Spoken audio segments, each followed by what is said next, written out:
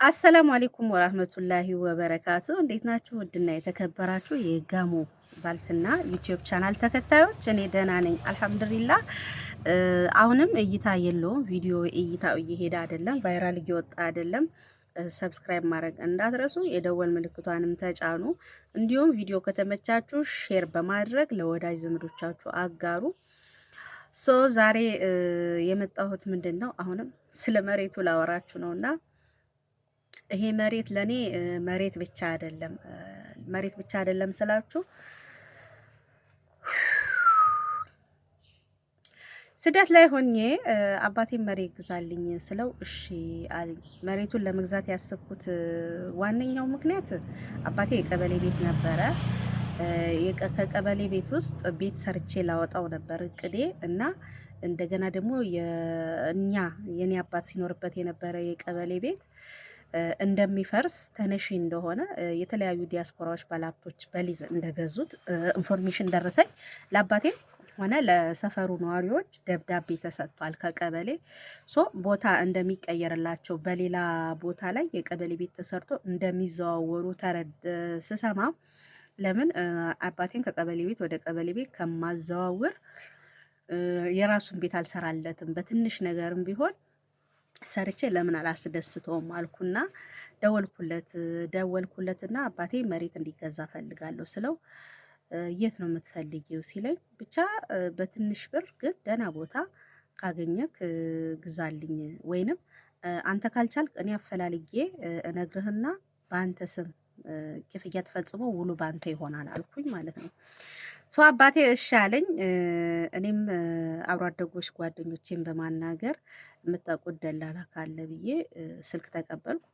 ስልኩን ተቀብዬ መሬቶቹን እያንዳንዱን በፎቶ እንዲልክልኝና አቀማመጣቸውን አቅራቢያቸውን በፎቶ እንዲልክልኝ፣ ከዛ ደግሞ ቦታውን እርግጠኛ ስሆን አባቴ ሄዶ እንደሚያይ ከደላላው ጋር ተነጋገርኩ። በዚህ መልኩ መሬቱ ተላከልኝ። አባቴን እዚህ ቦታ ይሄ ሰው ጋር ይደውልልሃል፣ ሄደህ ቦታውን ይኸው ከወደድከው አንተ ከወደድከው እንከፍላለን አልኩት ማለት ነው። አባቴም ሄደ አየ።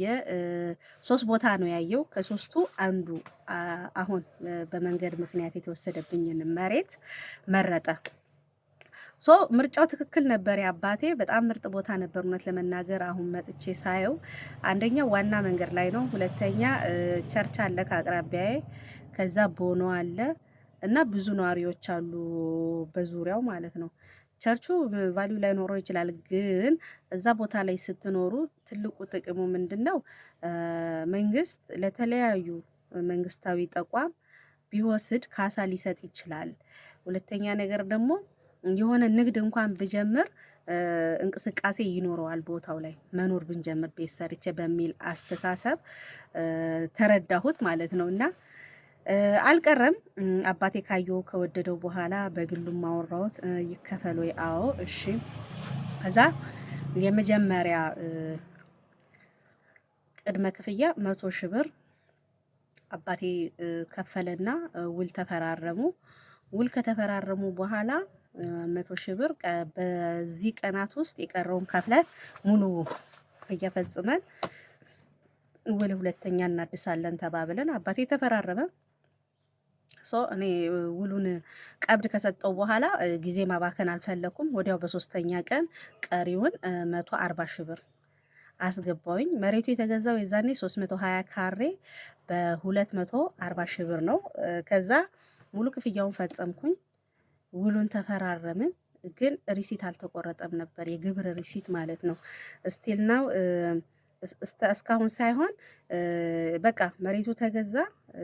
ውሉን እንደተፈራረምን ሪሲት በኔ ወይንም በአባቴ ስም የግብር ሪሲት ሳይቆረጥ አባቴ አሞት ሆስፒታል ገባ። መሬቱ በተገዛ በ3 ቀን ውስጥ ማለት ነው። ላለማልቀስ እሞክራለሁ፣ ኢሞሽናል ላለመሆን እሞክራለሁ፣ ግን ስለ መሬቱ እንዴት ወሳኝና አስፈላጊ እንደሆነ ለማስረዳት ፈልጌ ነውና ከዛ አባቴ ሆስፒታል ገባ። እኔ ተከታታዩን 3ቱን ቀን ከአባቴ ጋር እያወራው ነበር እየደወልኩ። ከዛ በ3ኛ ቀን አልደወልኩም። በ4ኛ ቀን አባቴ ሆስፒታል እንደተኛ ተነገረኝ። ከዛ ደወልኩለት። ስደውልለት እንዳመመው እና ይሄ ድምፁ ማውራት እንደማይችል ነው የሰማሁት።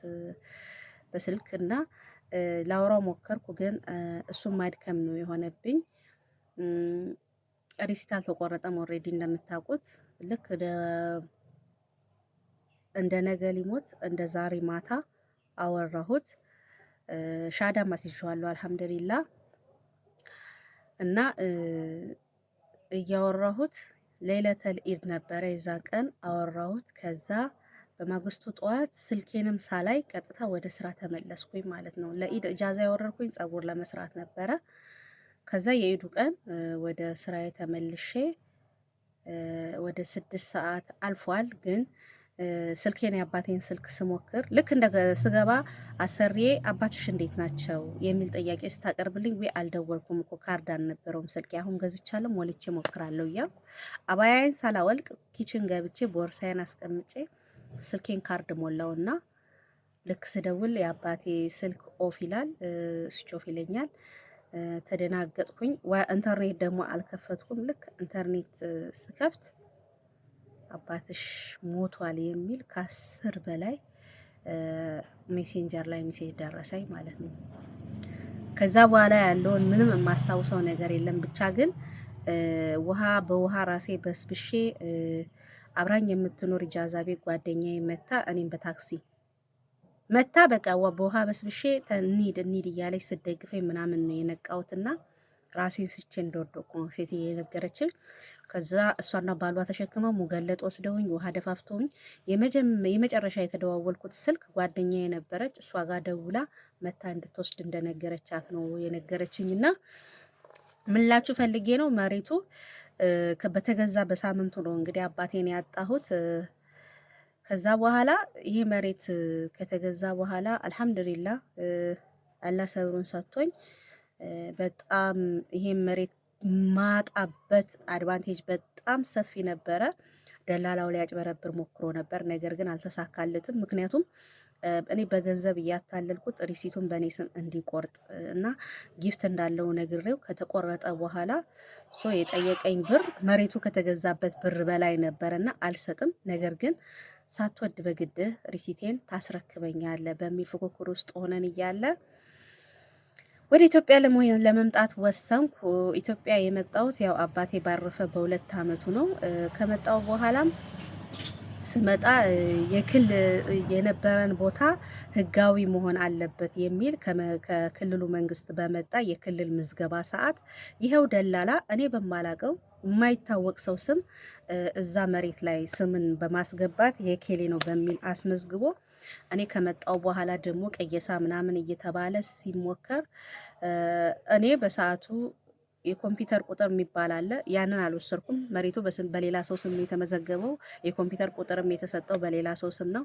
እኔ ጋር ያለው ምንድነው ከመጣው በኋላ አገኘሁትና ቀዳውት ሻይ ቡና እያልን ቮይስ ሪከርድ አደረኩት። ምን ብዬ መሬቱ የኔ እንደሆነ እያመነልኝ ሪሲቶቹን እንደሚሰጠን እያመነኝ በወንድሙ ስም እንዳደረገ ምናምን በቃ ሲያምን ቮይስ ሪከርድ አደረኩትና ሪሲቱን ስጠኝ ደውዬ አልኩት። ከዛ ብር ካልሰጠሽኝ አልሰጥሽም ሲለኝ ነው አዎ እሺ ብዬ በጣም ለሚቀርበው ወዳጁ ይሄንን ቮይስ ሪከርድ አሰማሁትና እኔ አሁን ብከሰው በጣም አሸናፊ ነኝ፣ ዝም ብሎ ሳይከራከረኝ ወረቀት ይስጠኝ።